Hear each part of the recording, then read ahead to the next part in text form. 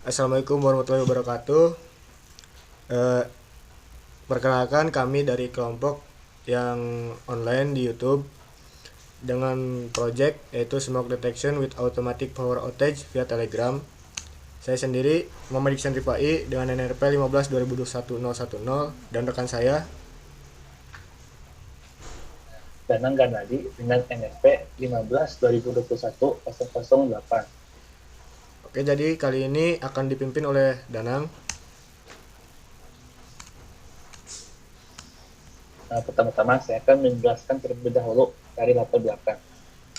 Kebakaran disebabkan oleh faktor kelalaian manusia dan faktor alam, misalnya kurang hati-hati dalam menggunakan alat yang menimbulkan api, kurangnya pengetahuan tentang bahayanya kebakaran, dan kurangnya kedisiplinan. Biasanya, kebakaran terjadi disebabkan oleh kebocoran tabung gas. Bencana kebakaran merupakan suatu bencana yang kerap terjadi di Indonesia. Banyak kasus kebakaran diketahui pada saat sudah terjadi. Ada juga kebakaran bersifat peristiwa alam, terutama menyangkut cuaca dan gunung berapi seperti sinar matahari, letusan gunung berapi, gempa bumi, dan petir. Kebakaran disebabkan karena penyalaan sering terjadi di kawasan rumah. Pada umumnya adanya hubungan arus listrik pada kabel listrik, kebocoran pada saluran pipa tabung gas LPG. Dengan ini, kami menciptakan alat yang bernama Smoke Detection with Automatic Outage via Telegram. Alat ini dapat berguna untuk pemadaman listrik secara otomatis. Jika suatu alat dapat mendeteksi asap, gas, ataupun api, alat ini bisa Anda monitor lewat via aplikasi Telegram. Nah, rumusan masalahnya adalah bagaimana sistem IoT pada sistem pendeteksi asap, api, asap, dan gas. Yang kedua, bagaimana cara kerja sistem pendeteksi api, asap, dan gas. Nah, yang terakhir, bagaimana rancangan pada sistem pendeteksi api, asap, dan gas. Yang terakhir, bagaimana sistem pendeteksi api, asap, dan gas agar bisa bekerja secara otomatis.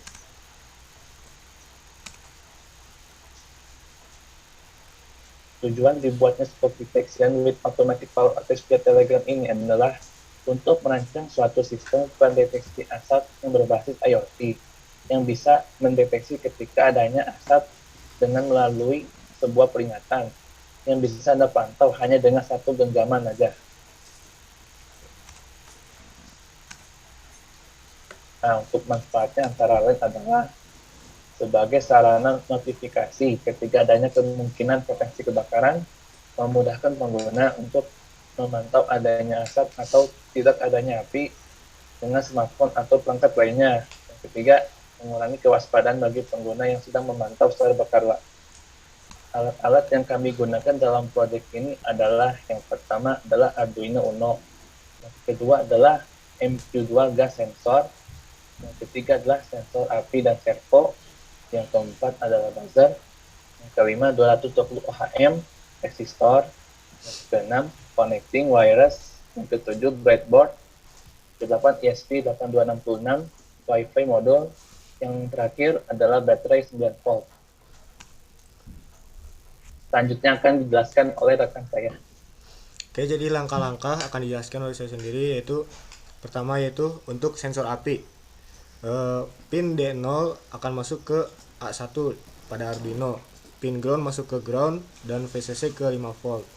Dan sensor gas sendiri yaitu pin A0 masuk ke A0 di Arduino, ground ke ground, VCC ke 5 volt, dan buzzer pin yaitu pin bagian plus masuk ke 5 volt, pin satunya lagi masuk ke port 10 di Arduino. Dan ESP modul yaitu ground masuk ke ground bagian Arduino, D2 masuk ke port 12 di Arduino, D3 masuk ke port 13 di Arduino, pin masuk ke GND. Servo jumper coklat ke GND, jumper merah ke 5 volt, jumper orange ke port 7 di Arduino. Baterai 9 volt, jumper merah masuk ke pin Arduino, jumper hitam masuk ke GND. Untuk lebih jelasnya lagi, kita lihat di diagram wiring. Ini adalah diagram wiring yang tadi saya sebutkan di langkah-langkahnya. Untuk port-port atau pin-pin yang akan masuk jadi seperti ini. Jika sudah, maka akan masuk ke flowchart. Flowchartnya itu dimulai dari jika nanti bekerja, maka akan masuk ke jika gas terdeteksi. Jika iya, maka Arduino menyalakan buzzer dan servo mematikan KWH dan ternotifikasi di Telegram. Jika tidak, kembali ke bawah lagi, yaitu jika gas dan asap dan api terdeteksi. Jika iya, maka Arduino menyalakan buzzer dan servo mematikan KWH dan ternotifikasi di Telegram. Dan jika tidak, api terdeteksi. Jika iya, maka seperti tadi, maka jika tidak, selesai. Lalu diagram bloknya itu sebagai berikut. Di Arduino nanti ke WiFi modul untuk dinotifikasi lewat Telegram di smartphone. Berikut adalah source code. Source code-nya yaitu untuk Arduino. Di sini kita mengetik sensor pin, yaitu yang tadi sebelumnya di langkah-langkah kita masukkan pin-pinnya, nanti kita ketik. Ini kita mengatur pada source code ini mengatur jika sensor gas dan lebih besar dari 600 dan sensor api kurang dari 500, maka si buzzer akan menyala dan servo akan berputar 180 derajat untuk mematikan KWH. Kenapa lebih kecil dari sensor api itu? Kenapa lebih kecil dari 500? Karena semakin kecil angkanya, maka itu adalah semakin dekat api tersebut. Masuk ke source code ke node MCU, yaitu di sini untuk mencoding agar dapat ternotifikasi lewat Telegram dan online untuk mengonlinekan MCU tersebut. Di sini kita mengatur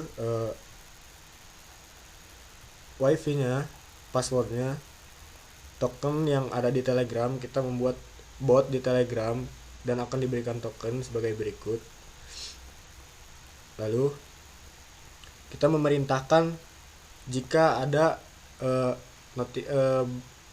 program yang tadi di Arduino ada bahaya masalah api, gas ataupun asap, maka akan dinotifikasi lewat Telegram yang berpesankan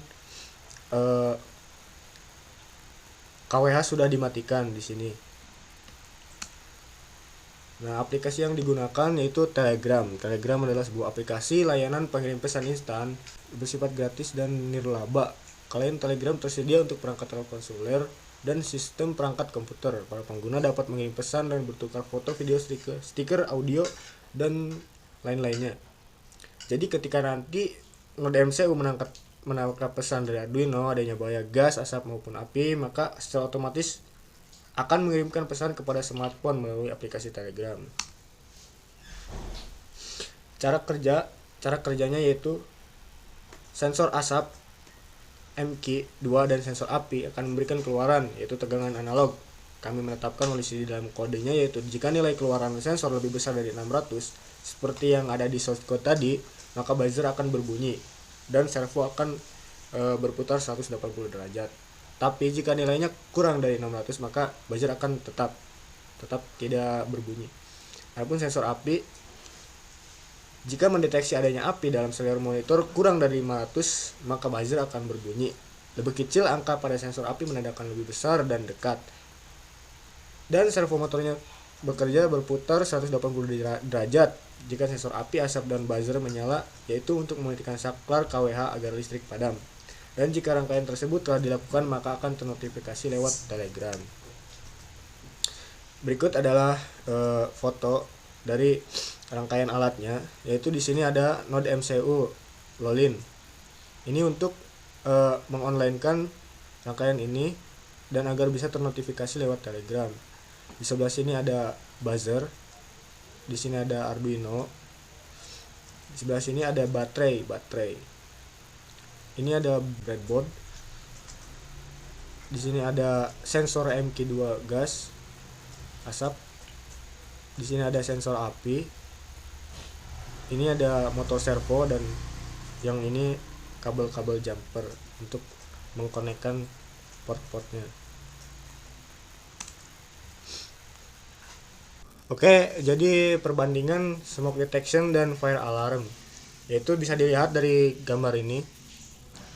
perbandingannya cukup banyak, dimulai dari eh, power supply, dimulai dari alat-alat untuk breadboard segala macam. Jadi di sini cara kerja smoke detection kita dan fire alarm itu cukup berbeda yaitu smoke detection ini kita yang punya kita project kita yaitu ketika nanti ada buzzer, ada api atau gas yang terdeteksi nanti, maka kita menggunakan servo untuk mematikan listrik KWH.